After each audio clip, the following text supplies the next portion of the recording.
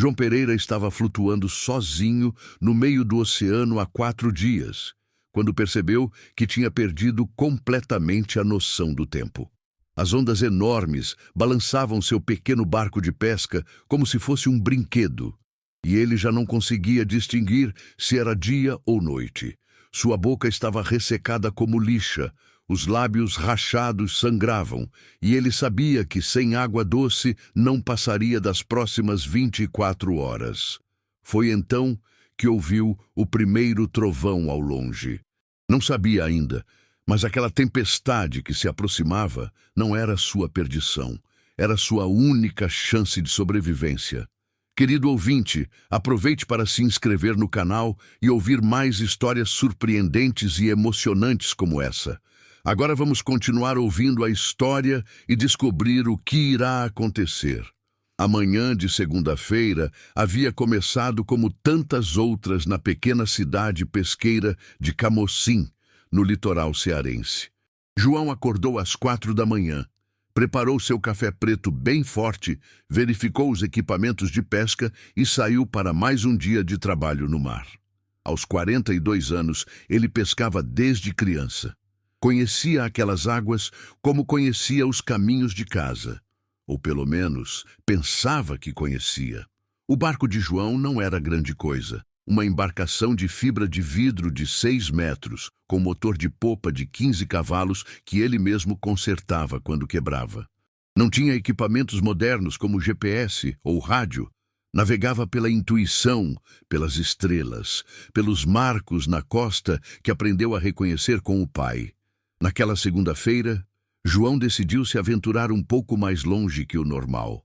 Os outros pescadores estavam reclamando que os peixes andavam escassos perto da costa.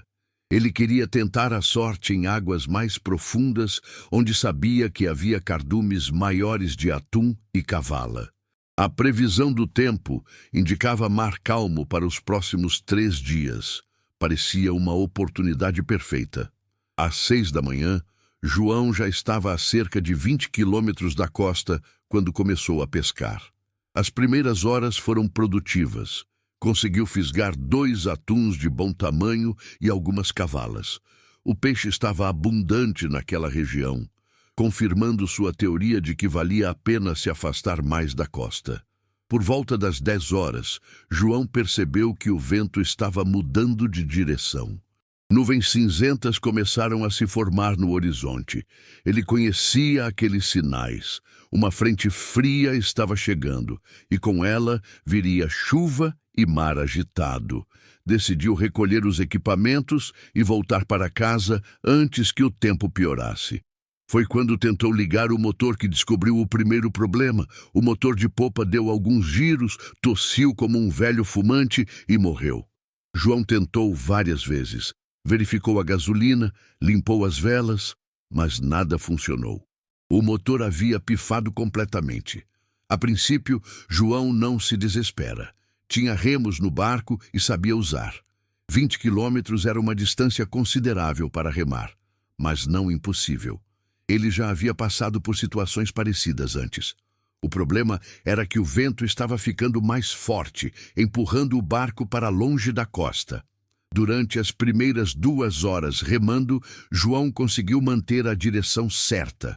Usava como referência uma torre de celular que podia ver na costa. Mas quando as nuvens fecharam completamente o céu e começou a chover, ele perdeu todos os pontos de referência. A chuva, que no início parecia uma bênção, logo se transformou em pesadelo.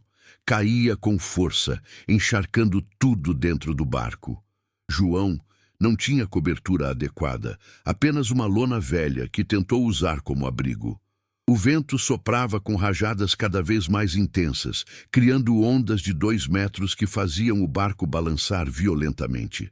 Quando a tempestade finalmente passou, na manhã de terça-feira, João olhou ao redor e não viu terra em nenhuma direção. O oceano se estendia infinitamente em todos os lados. Ele havia perdido completamente a orientação durante a noite. Não fazia ideia de onde estava ou para que lado deveria remar. Durante o primeiro dia perdido no mar, João tentou manter a calma e o otimismo. Tinha água potável para 2 dias, se racionasse bem. Tinha alguns peixes que havia pescado na véspera. Conhecia histórias de pescadores que haviam passado vários dias perdidos e foram resgatados. Acreditava que logo alguém viria procurá-lo. Mas na manhã de quarta-feira, quando acordou após uma noite terrível de sono interrompido pelo balanço do barco, João começou a perceber a gravidade de sua situação.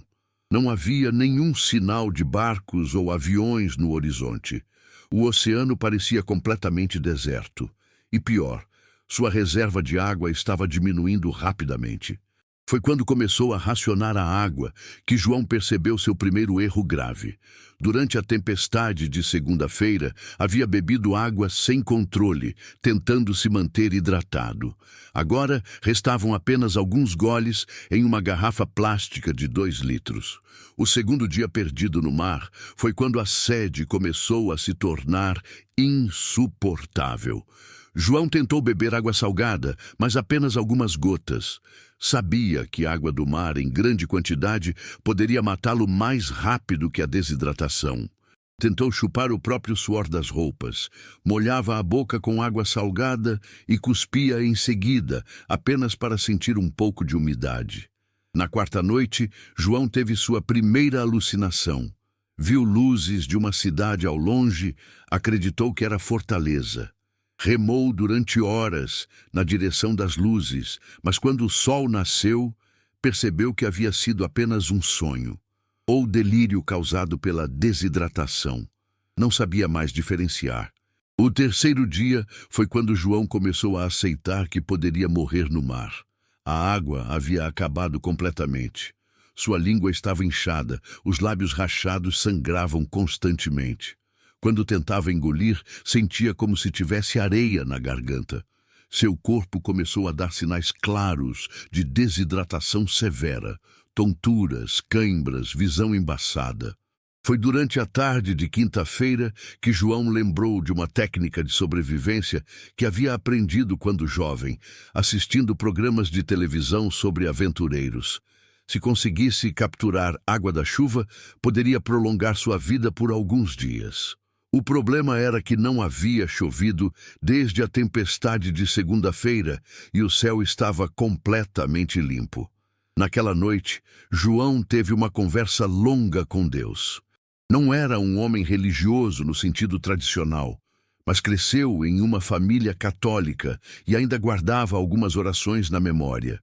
Pediu para sobreviver, não por si, mas pela esposa Maria e pelos 2 filhos pequenos que dependiam dele. Prometeu que se saísse vivo daquela situação, nunca mais se arriscaria tanto no mar. O quarto dia foi o pior de todos. João mal conseguia manter os olhos abertos por causa da fraqueza. Havia parado de suar completamente. Sua urina tinha cor escura e saía em pequenas quantidades. Sabia que eram sinais de desidratação extrema. Seu corpo estava começando a consumir seus próprios órgãos para manter as funções vitais funcionando. Foi no final da tarde de quinta-feira que João viu as primeiras nuvens se formando no horizonte. Nuvens escuras, carregadas de chuva. Pela primeira vez em 3 dias, sentiu algo parecido com esperança. Se conseguisse capturar água da chuva, talvez ainda tivesse uma chance. Usando a lona velha que servia de cobertura, João improvisou um sistema rudimentar de captação de água. Amarrou as 4 pontas da lona nas bordas do barco, criando uma espécie de funil que direcionaria a água da chuva para um balde plástico. Não era um sistema perfeito, mas era sua única opção. A tempestade chegou durante a madrugada de sexta-feira. João acordou com os primeiros pingos de chuva batendo em seu rosto. Era a sensação mais maravilhosa que havia experimentado em sua vida. Abriu a boca e deixou que algumas gotas caíssem diretamente em sua língua ressecada. Mas capturar água da chuva no meio de uma tempestade no oceano revelou-se muito mais difícil do que João havia imaginado. O vento balançava o barco violentamente, fazendo com que a lona se movesse constantemente. Metade da água que conseguia capturar vazava antes de chegar ao balde. E pior, a água que conseguia juntar estava misturada com sal marinho que as ondas jogavam dentro do barco. Durante as 3 horas que durou a tempestade, João conseguiu juntar cerca de meio litro de água. Não era muito, mas era suficiente para manter suas funções vitais por mais um dia. Bebeu pequenos goles, saboreando cada gota como se fosse o melhor vinho que já havia provado. O 5º dia no mar começou com João ligeiramente mais otimista. A água da chuva havia devolvido um pouco de sua lucidez.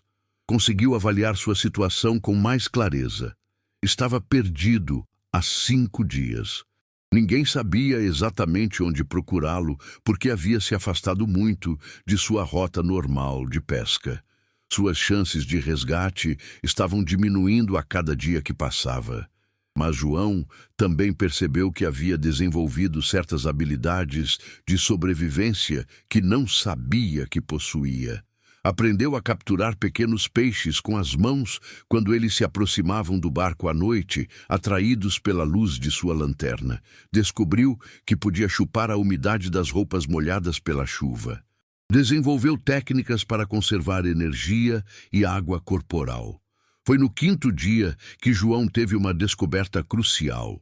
Percebeu que durante a madrugada, quando a temperatura caía, formava-se condensação na parte interna do barco. Era pouca água, apenas algumas gotas, mas suficiente para umedecer os lábios e a garganta. Começou a acordar várias vezes durante a noite para coletar essa umidade preciosa.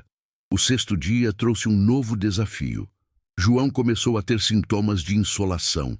Sua pele estava vermelha e dolorida após 6 dias exposto ao sol tropical sem proteção adequada. Usava a lona como cobertura durante as horas mais quentes do dia, mas isso limitava sua capacidade de ver o horizonte em busca de sinais de resgate. Durante a tarde de sábado, João avistou algo que fez seu coração acelerar. Um ponto escuro no horizonte que parecia se mover.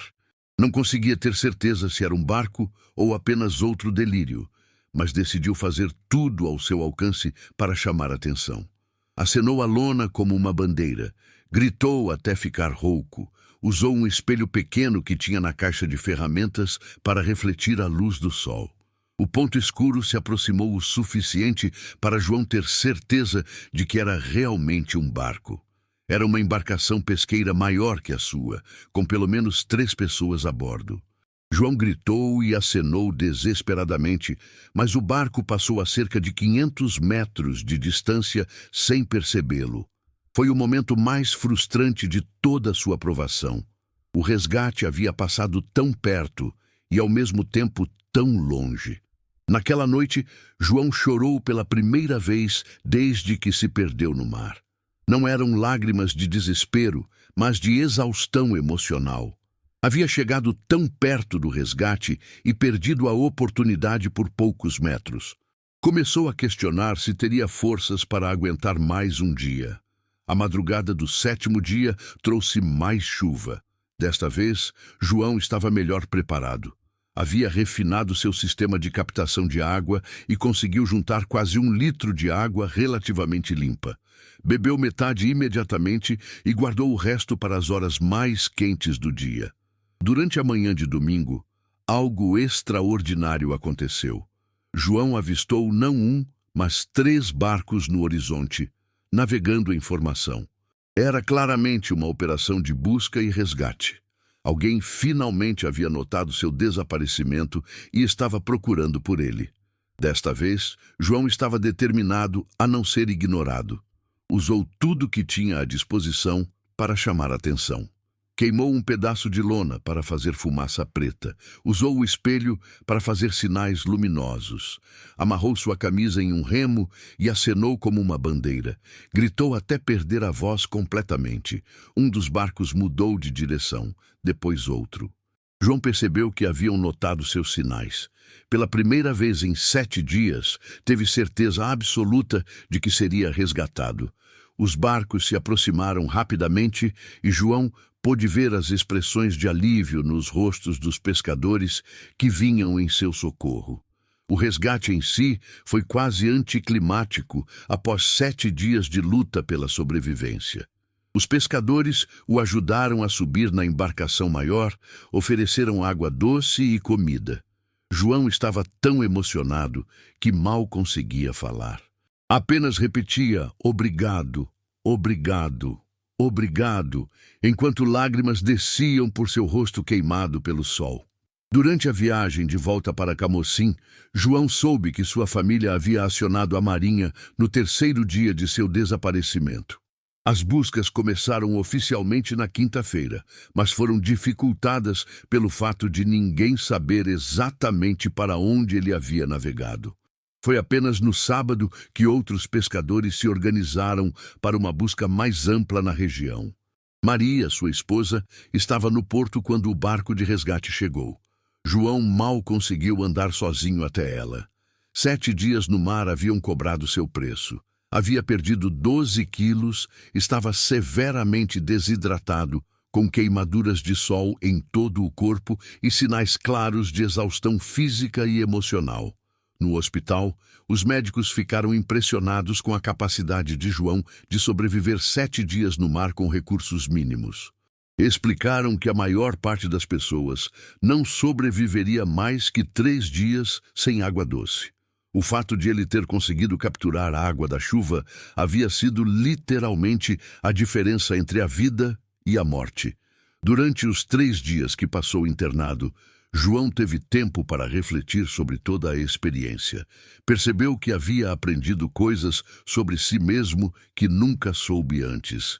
Descobriu que era mais forte fisicamente e mentalmente do que imaginava.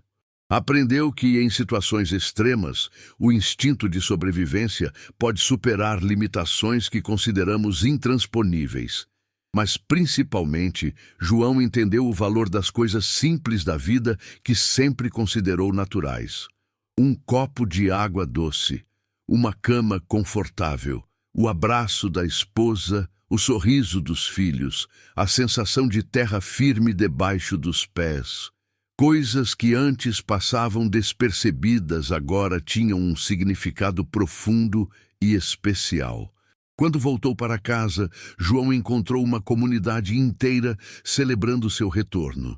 A história de sua sobrevivência havia se espalhado pela região. Pescadores vinham visitá-lo para ouvir detalhes de como havia conseguido sobreviver.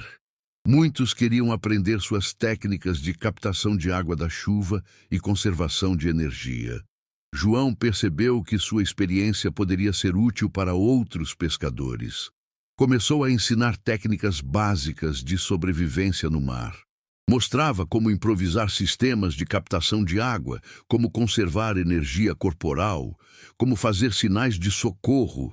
Sua casa virou um ponto de encontro para pescadores interessados em aprender sobre segurança marítima. 6 meses depois do resgate, João voltou a pescar. Mas nunca mais sozinho e nunca mais sem equipamentos básicos de segurança. Investiu em um radiocomunicador, um GPS básico e um kit de sobrevivência com sinalizadores, purificadores de água e alimentos de emergência. Também passou a informar sempre sua rota exata antes de sair para o mar. A experiência transformou não apenas João, mas toda a sua família. Maria desenvolveu uma preocupação constante com a segurança do marido, mas também um orgulho imenso por sua capacidade de sobrevivência. Os filhos passaram a ver o pai como um herói, alguém que havia vencido o próprio oceano usando apenas inteligência e determinação. João também se tornou um defensor da segurança no mar. Participava de palestras em escolas e associações de pescadores, sempre enfatizando a importância de equipamentos de segurança e planejamento antes de sair para pescar. Sua história servia como exemplo poderoso de que a preparação adequada pode ser a diferença entre a vida e a morte. Um ano depois do incidente, João estava pescando em um dia calmo quando avistou outro barco pequeno à deriva. Reconheceu imediatamente os sinais. Motor quebrado, pescador sozinho, expressão de desespero. Navegou até a embarcação e ofereceu ajuda. Era um jovem pescador que havia se perdido há algumas horas. Enquanto rebocava o barco do jovem pescador de volta para a costa, João sentiu uma satisfação profunda. Havia fechado um ciclo. A mesma generosidade que outros pescadores demonstraram ao procurá-lo no mar, agora ele podia oferecer a alguém em situação similar. Era sua forma de retribuir a segunda chance que a vida lhe havia dado. Naquela noite, em casa, João olhou para sua família reunida na mesa de jantar e sentiu uma gratidão imensa. Não apenas por ter sobrevivido aos 7 dias perdido no mar, mas por ter aprendido, através dessa provação, o verdadeiro valor da vida, da família e da solidariedade humana. A água da chuva havia salvado seu corpo da morte, mas a experiência completa havia salvado sua alma do conformismo e da inconsciência sobre os presentes simples que a vida oferece todos os dias. Querido ouvinte, se você gostou dessa história, curta o vídeo, se inscreva no canal, compartilhe e comente de que cidade você está vendo esse vídeo.